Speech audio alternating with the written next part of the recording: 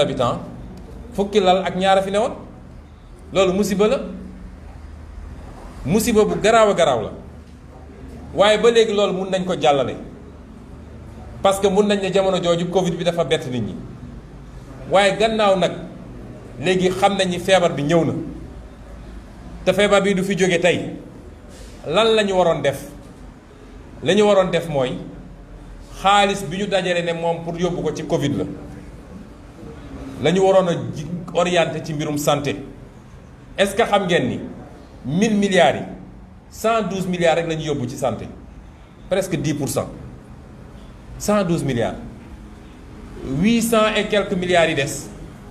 pasar nañ ko ci ay mbir yoo xam ne kenn xamul fu mu dem 112 milliards la ñu yóbbu ci santé ci jamono joo xam ne ñëpp santé la ñu soxla loolu jàpp ngeen ni lu jaadul 112 milliards ci 112 milliards yooyu tey jii nee nañu 59 ñii nee nañ 53 ñii ne 59 dégg naa sax ku ne 60 barki démb même soo jàppee ni 60 lits de réanimation la ñu am ça veut dire que 48 lits de réanimation rek la ñu jënd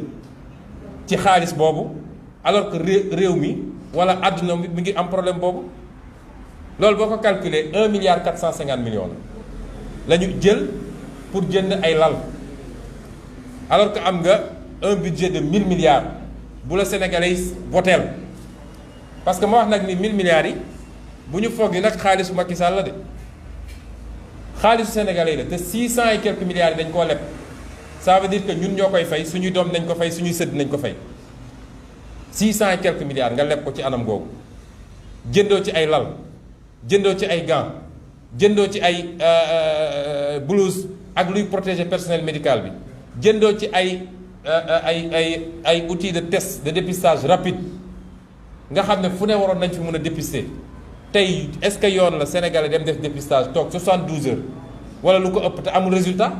ñu bëri def nañ dépistage balaa seen résultat génn dee nañu loolu est-ce que yoon la nga jël xaalisu réew mi dem profitoo ci parce que ñoom lekk rek seen yoon newul ci la ca des ku doon sukuraat sax ñu fekk la ngay sukuraat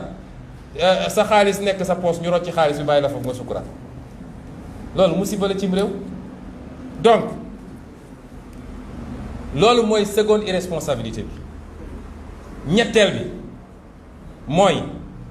ci jamono jooju moom Macky Sall parce que soo naan sa askan dama bëgg ngeen def ay sacrifice dama bëgg ngeen takk seen biir parce que mbir mi jaxasoo na yow yaa war a njëkk a joxe exemple bu baax waaye yow doo bañal sa bopp dara jamono ji situation bii nekk nga xam ne kenn noyatul moom mu jël 60 milliards dem jënd avion boo xam ne soo si voyagé tey mun nga toog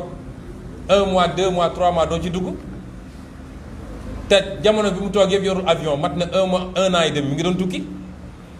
nga jël 60 milliards pour yow kese nga dem jënd avion xam ngeen 60 milliards ñaata lits de réanimation lañ ci mën a am 60 milliards mun nga ci am 2000 lits de réanimation 2000 lits de réanimation daanaka tey su ñu amoon 500 lits de réanimation rek coow lu du demee nii parce que ku am problème bi rek mun nga am tout de suite prise en charge ku ci am cas grave rek mun nga ko am 500 lits de réanimation rek suñu ko amoon nga ne tey 59 lits de réanimation la ñu am 40 yaa ngi Dakar 19 yi ci des dañu séddale ci dëkk ci kii bi tey ci bëri ce n'est pas opérationnel ça c'est un crime contre le peuple sénégalais li ñuy def c'est un crime non assistance à un peuple en danger exposition d'un peuple ba pare ci jamono jooju yow yaa ngi gundaandaat ak noos lii mooy jëfinu Macky Sall jamono joo xam ne ñi ngi wax feebar bi lëmbe na àdduna ngay wër di yelwaan même tubaab yi muy wër di yelwaan parce que yow da ngay yelwaan vaccin mënoo am vaccin yow da ngay yelwaan ne nañu la baal bor bi ki nga naan baal ma bor bi su la gisee ngay dem jënd avion 60 milliards dina ne kii daf may fontu kii nekkul dans le besoin te yaa ngi ko ameloon déjà xaalis fayagoo ko yaa xay ku la leb 5000 fayagu la romb la dem jënd iPhone xaw ma ñaata à 1 million li nga ne kii daf may fontu kon yow da ngay yelwaan vaccin da ngay yelwaan nañ la baal bor bi yaa ngi chaque jour sa discours mooy solidarité internationale pour le financement des économies africaines sa xam-xam mun laa may nga ut des solutions endogènes pour financer ton économie lépp da nga koy yelwaan ba pare doo bañal sa bopp dara ci dépense de procédure parce que jënd na avion cool ne gaañ wàcc pareeguñu ñu ne jënd na bateau de plaisance mooy gaalu noflaay du gaal bu ñuy jël di dem noppi wala yooyu waaye gaal goo xam ne su sonnee ba sonn daal dugg ci ñu dawal wër gore mu noyyi eeru géej gi daal di dellu si ñi naan 3 milliards ñi naan 6 milliards ci jamono jooju nga jël suñu xaalisu réew jël ci ay millions wala ay milliards yépp Sénégalais yi mel ni ay xar naan maa ngi leen di yóbbu Kaffrine maa ngi leen di yóbbu Fouta loolu mooy irresponsabilité Macky Sall li mu def c'est un crime contre le peuple sénégalais irresponsabilité incompétence ak déni la boole moo tax man dama ne wax naa ko depuis longtemps bu ñëw rek day yokk ci bi fi newoon Macky Sall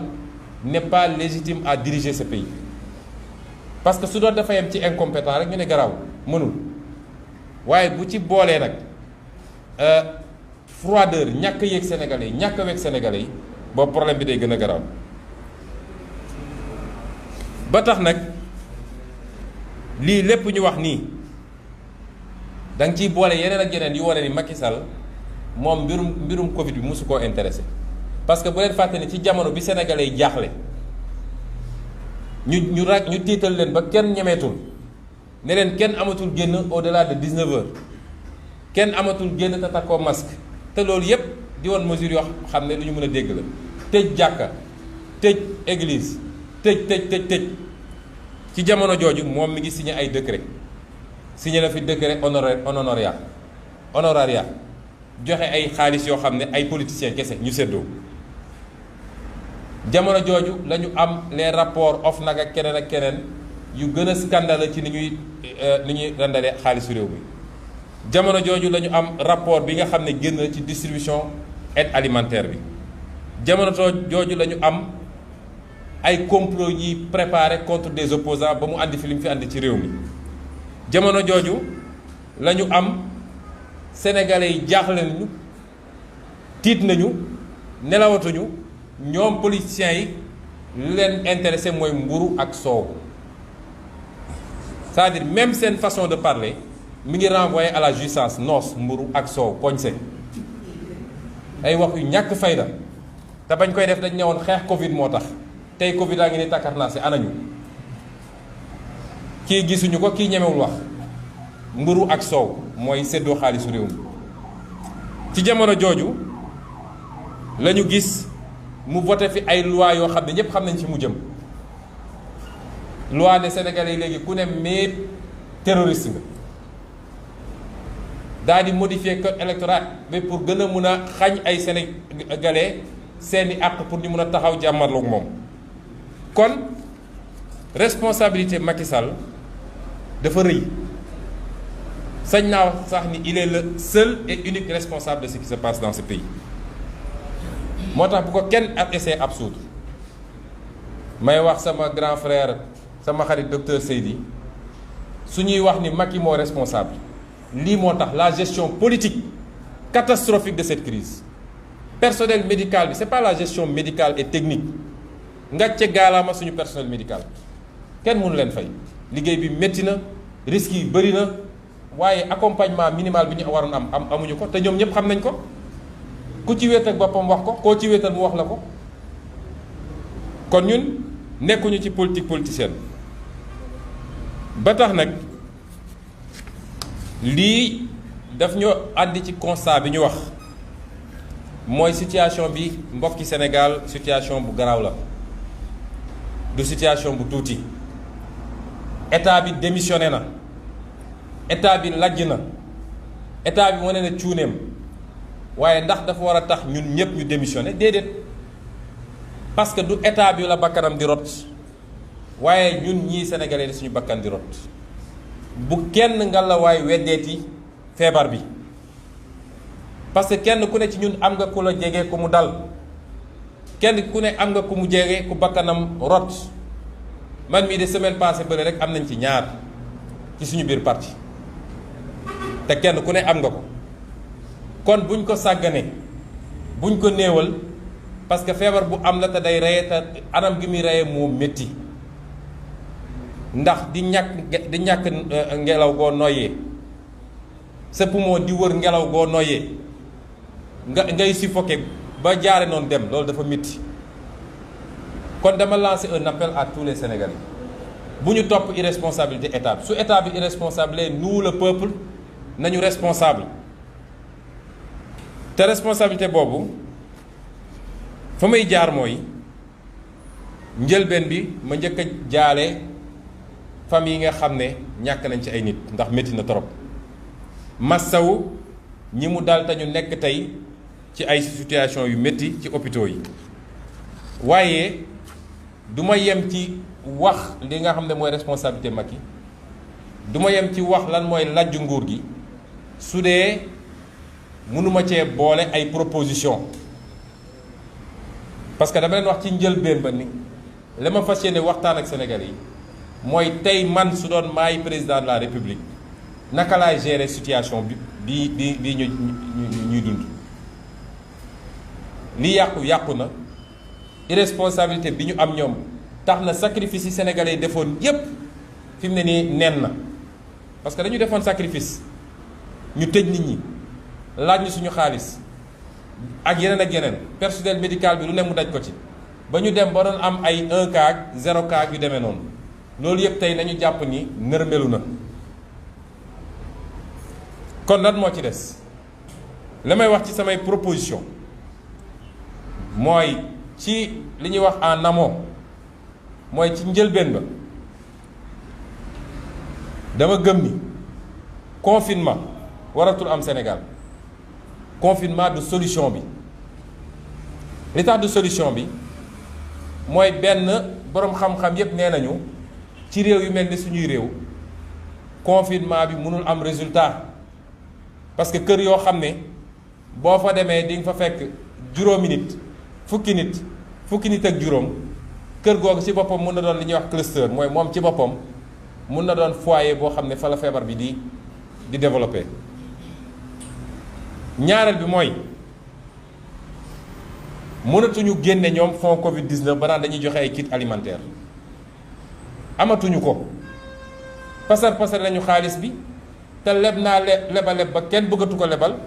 dernier euro bon bi mu dem lebi dafa plafonné léegi capacité am te àdduna bi nag ne Sénégal di xam ni réew boo xool tey moo la gën a soxla boppam ndax ñoom ñëpp ñi ngi xeex ak feebar bi di génne ay milliards d'euros ou de dollars pour jënd vaccin bi di def di jàkkaarloog crise économique boole koog ay catastrophe naturelle te barki démb rek Allemagne bi glissement de terrain yi amee nee nañu il faut 5 milliards d'euros pour Allemagne reconstruire kër yi fa yàqu kon réew yooyu tey tal nañu leneen lu dul di jox ay nit xaalis ñuy jëndi avion te lii bokk na ci jàngat yi ñu ci war a am mooy lajj gi ñu lajj ci wàllu économie parce que ci wàllu économie soo mënul créer li ñuy wax économie endogène mooy fexe ba li ëpp ci li ngay soxla nga produire ko sa réew su choc exogène ñëwee mooy su problème amee ci àdduna comme yow da ngay jéggaani lépp yow yaa koy gën a yëg ñeneen ñi tey Sénégal 80% li ñuy consommer dañ koy jéggaani 63% notre économie secteur tertiaire la secteur tertiaire du moom mooy supporter choc endogène exogène c'est-à-dire secteur tertiaire mooy téléphonie Sonatel Expresso et cetera wala banque yeeg assurance yi wala yu demee noonu loolu du mooy supporter choc exogène nga am mbay mu dëgër am càmm gu dëgër am napp bu dëgër am artisanat bu dëgër am ay industrie yuy transformé loolu moo lay permettre nga supporter choc yooyu te loolu dañ koo lajj Sénégal ba nga xam ne tey yelwaan rek la ñu mën a def ñetteel bi tax mënuñoo confiner waat nit ñi mooy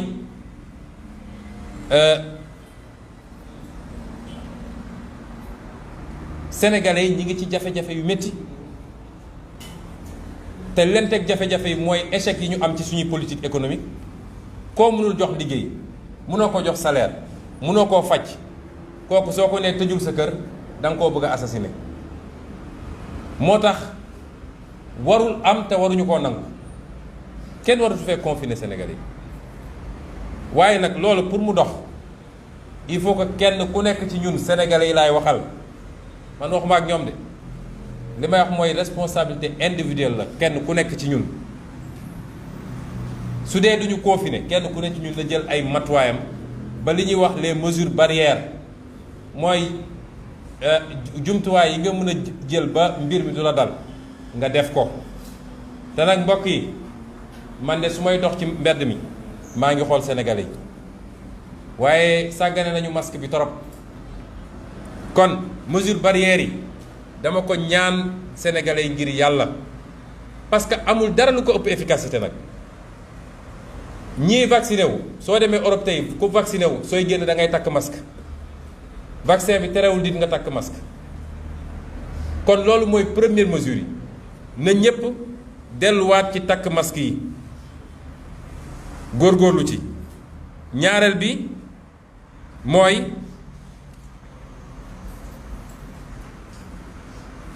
li nga xam ne mooy distance yi ñu war a am suñu diggante nañ ci gën a góorgóorlu it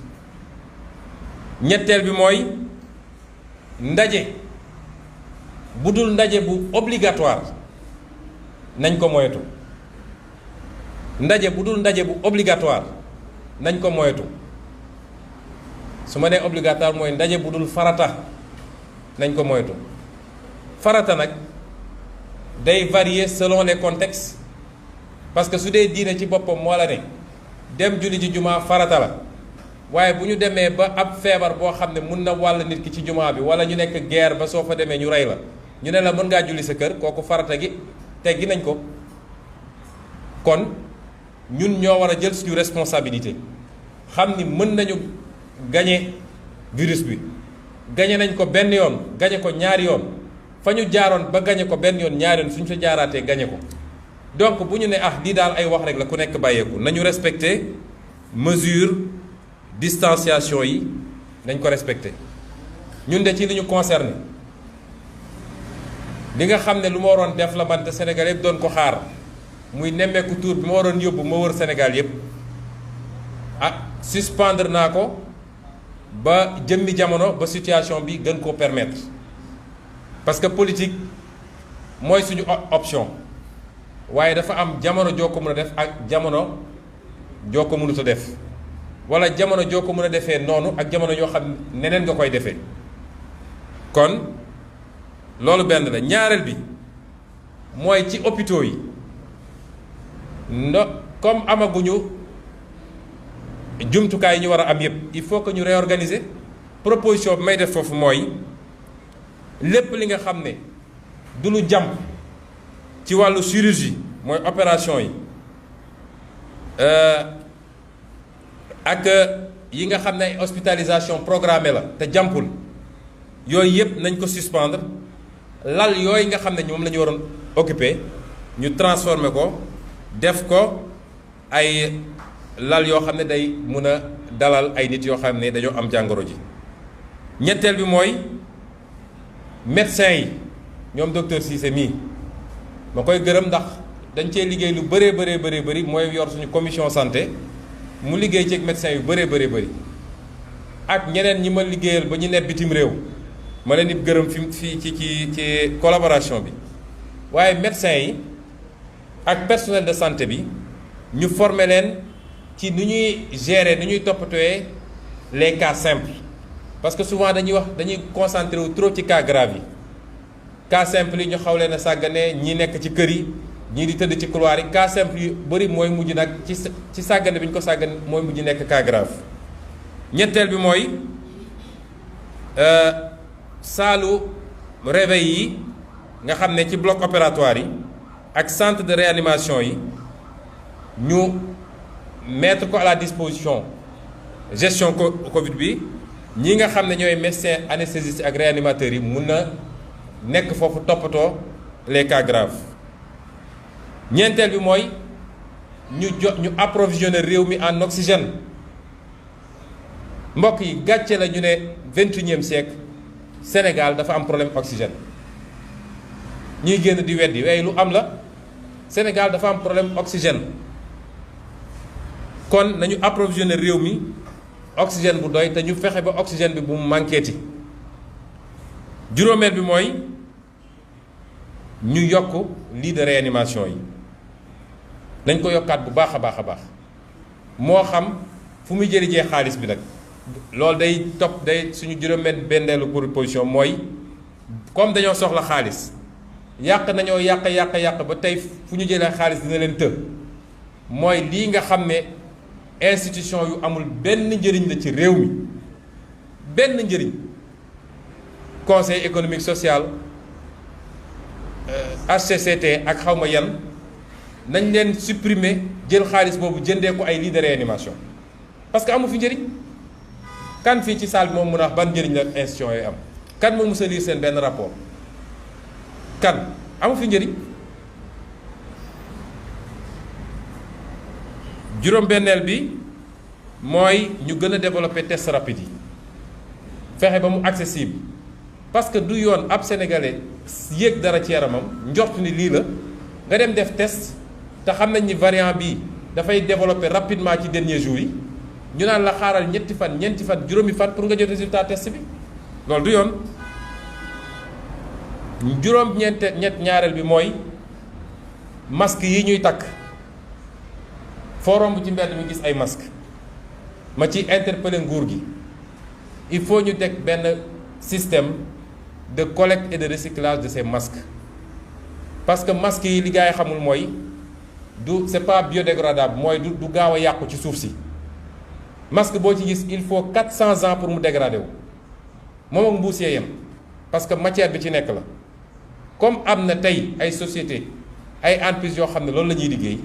il faut que ñu def benn système bu ñuy collecter masques yooyu pour gérer notre environnement parce que dafa am solo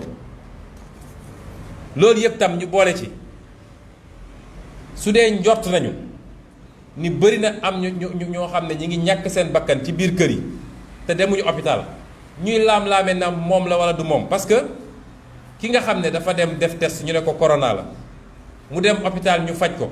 sottiwul mu jaar fa faatu kooku dafa am benn protocole sanitaire bu ñuy def service d'hygiène ñu désinfecté corps bi et cetera doog ko dem yéet ay mbokkam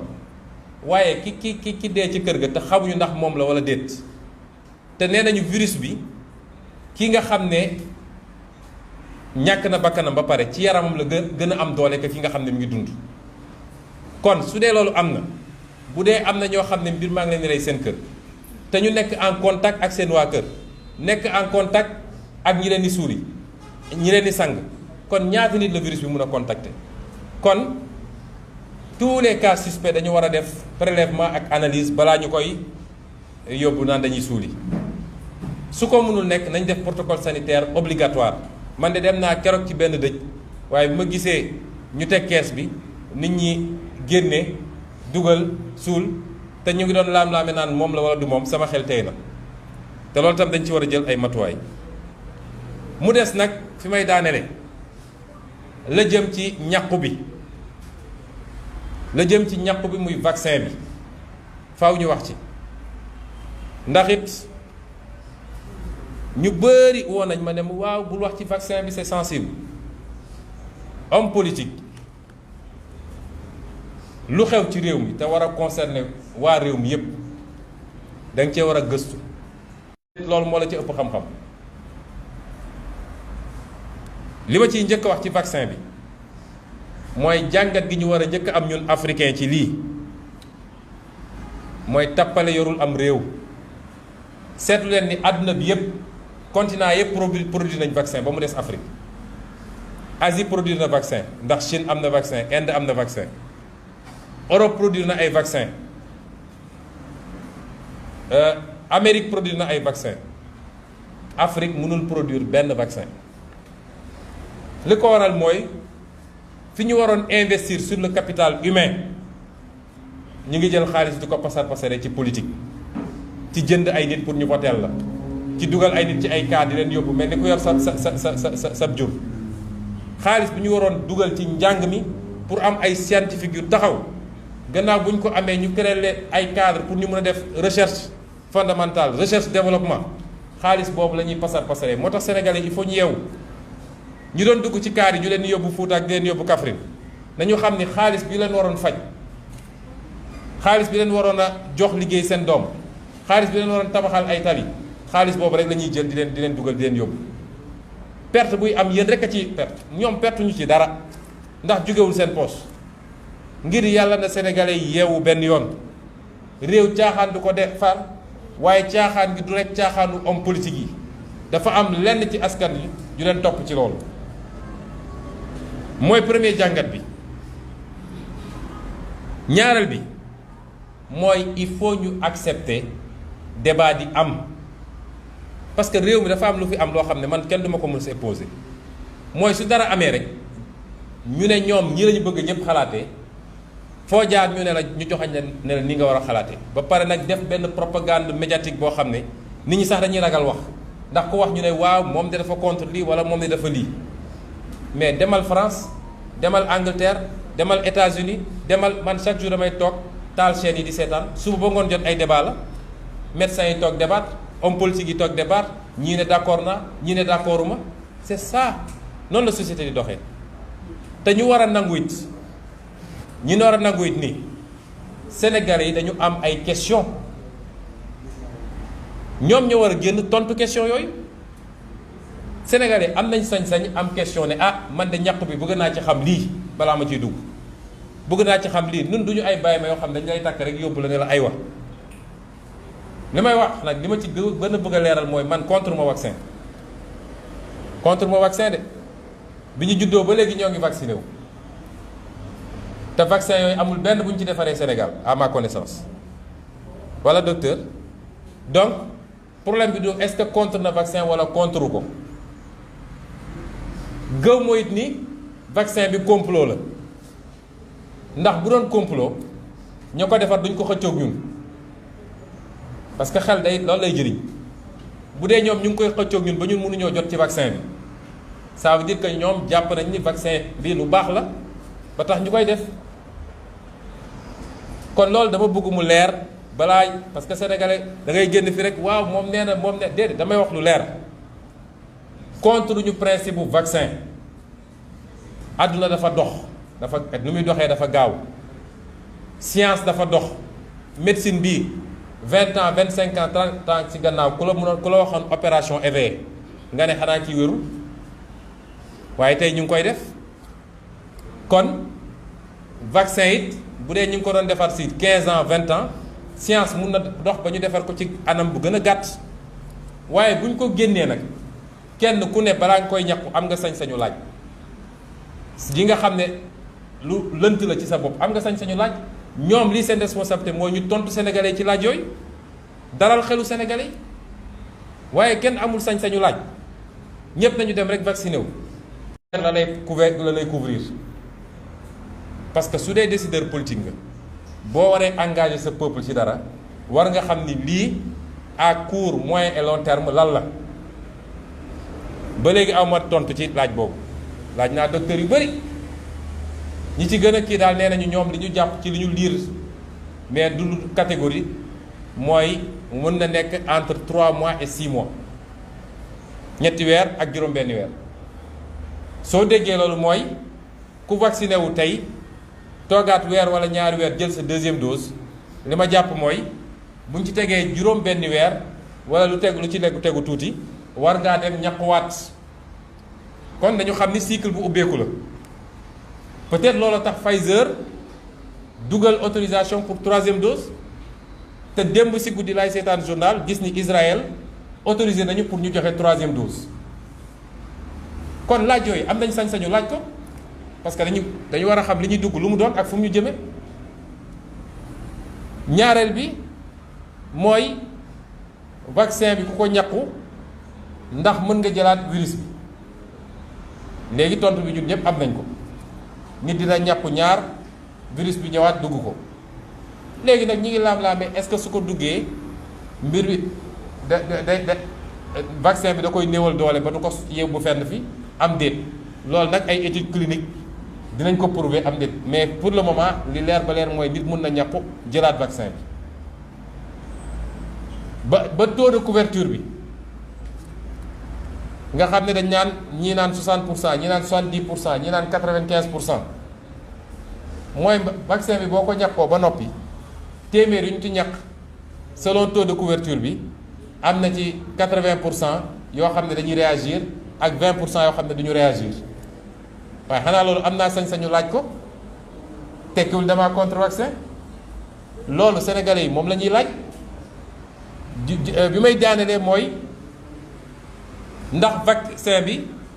day résister ci variant yu bees yi parce que gis nañ ni affaire bi dafa mel ni moom fi mu ne nii ñu ngi ci 5 variants yu bokkul